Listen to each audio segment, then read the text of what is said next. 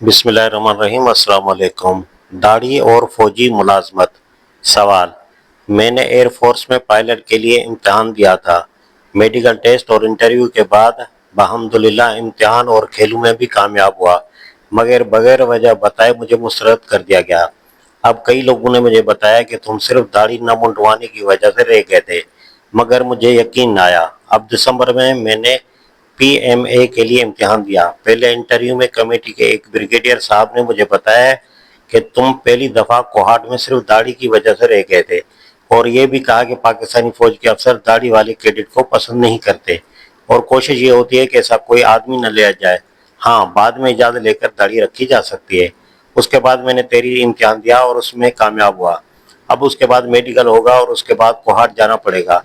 इस वजह से मेरे 5 भाई और अब वालिद साहब पीछे पड़े हुए हैं कि दाढ़ी को साफ कराओ, मगर मैं इज्जत, ओहदे और रुपए के लिए ऐसा काम करने को तैयार नहीं हूँ। मैं अपनी हालत में रह कर या तजारत करूँगा या मजीद तालीम हासिल करके इस्लाम की खिदमत करना चाहता हूँ, क्योंकि इन मुलाजमतों से मेरे मजहबी एहसासात मजरूह होंगे।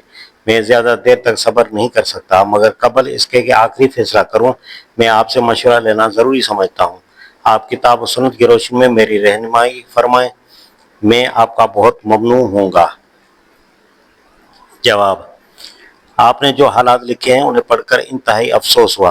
पाकिस्तान की फौज और फ़ज़ाए में आज भी बकसरत ऐसे लोग मौजूद हैं जो तकसीम से कबल मुत्तहिदा हिंदुस्तान की फौज या फ़ज़ाइया में सिखों के साथ, बल्कि बायस तो उनके मातहत काम कर चुके हैं।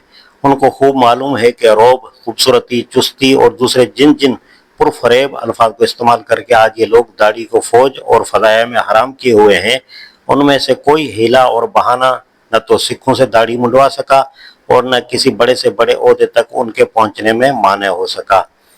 आज भी मुत्तहिदा हिंदुस्तान की फौज, बहरिया और फदाया में सिख बड़े से बड़े ओहदों पर फायदे और किसी की जुर्रत नहीं है कि उनसे ये कह सके कि तुम्हें मुलाजमत करनी है तो दाढ़ी मुंडवा कराओ, या अगर तुम दाढ़ी रखोगे तो तुम्हें मुलाजमत में न लिया जाएगा। अभी थोड़ी ही मुद्दत पहले हमारे यहाँ की एक फौजी तकरीब में हिस्सा लेने के लिए हिंदुस्तान से एक सिख लेफ्टिनेंट जनरल आया था, जिसके चेहरे पर बिलमश्त भर की दाढ़ी लटक रही थी और उसकी तस्वीर हमारे मुल्क के अखबारात में शाये हुई थी। अफसोस कि उसको देखकर भी हमारे काले साहब बहादुरों को शर्म न आई और उन्होंने न सोचा कि अगर दाढ़ी से आदमी फौजी मुलाजमत का अहल नहीं होता तो यह सिख कैसे लेफ्टिनेंट जनरल बन गया।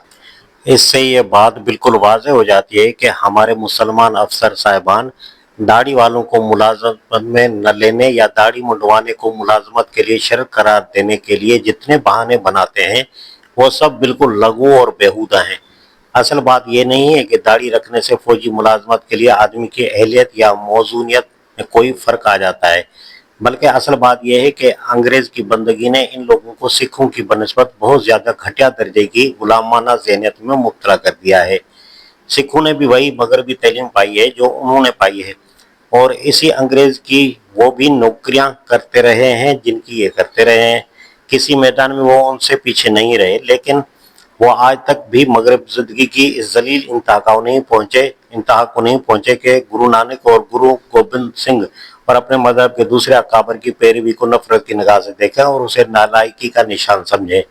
ये सिर्फ हमारे फरंगियत ज़िद्दा हजरात ही को नसीब हुआ कि उन्होंने जब अंग्रेज की बंदगी अख्तियार की तो अपना सब कुछ लाकर खुदावंदे अंग्रेज के कदमों में डाल दिया। सिर्फ इतना ही नहीं कि ये लोग अंग्रेजों की नौकरी हासिल करने के लिए बखुशी दाढ़ियां मुंडवाने पर राजी हो गए, बल्कि रफ्ता रफ्ता ये इतने बिगड़े कि उन्होंने खुद दाढ़ी को नालायकी का निशान तस्लीम कर लिया। हालांकि दाढ़ी जिस तरह सिखों के अकाबर मजहब की सुन्नत थी, उसी तरह वो मुसलमानों के अकाबर दीन की सुन्नत भी थी, और जिस तरह सिखों को उनके पेशवाए दीन ने उसके रखने का हुक्म दिया था, उसी तरह मुसलमानों को भी नबी सल्लल्लाहु अलैहि वसल्लम ने उसके रखने की ताकीद और मोड़ने की मुमानत फरमाई थी। इस सूरत हाल को जब मैं देखता हूँ तो मुझे बड़ी शिद्दत के साथ ये एहसास होता है कि मुसलमान खुद अपने ही हमसर और हम असर गैर मुस्लिमों की बनस्बत सीरत व किरदार के एतबार से कितने फरोतर साबित हुए हैं। मेरा मशवरा न सिर्फ आपको बल्कि तमाम उन नौजवानों को जिनके अंदर दीनी गैरत व हमियत मौजूद है, ये है कि वो इन हालात में पस्त हिम्मत न हों और कोई कमजोरी न दिखाएं। उनको चाहिए कि हर मुकाबले के इम्तिहान में शरीक होकर अपनी काबिलियत और अहलियत साबित कर दें اور اس کے بعد جب صرف داڑھی رکھنے کے سبب ان کو ملازمت میں لینے سے انکار کیا جائے تو ملازمت سے محرومی کو قبول کر لیں اور داڑھی ہرگز نہ موڑیں۔ اس طرح اگر غیرت مند مسلمان نوجوان پہ در پہ عمل کرتے رہیں گے تو انشاءاللہ یہ بات بالکل ثابت ہو جائے گی کہ داڑھی رکھنے والے نائل نہیں ہیں، بلکہ ان پر ملازمتوں کے دروازے بند کرنے والے نام نہاد روشن خیال افسر انتہائی تنگ نظر ملا ہیں، اور وہ اپنی اس تنگ نظری کے باعث اپنے ملک کی ملازمتوں کو مضبوط سیرت و کردار رکھنے والے نوجوانوں سے محروم کر رہے ہیں۔